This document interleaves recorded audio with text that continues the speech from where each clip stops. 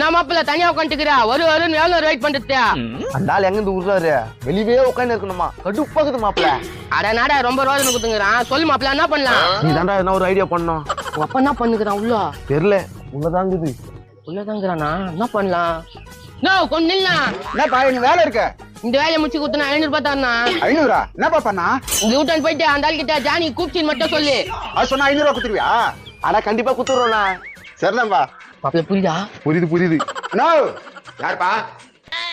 Johnny உன்னை கூப்பிட்டுதுண்ணா ஜானிக்கியா யாரா எப்பா நான் இத ஐயோ வேற பாத்துட்டானே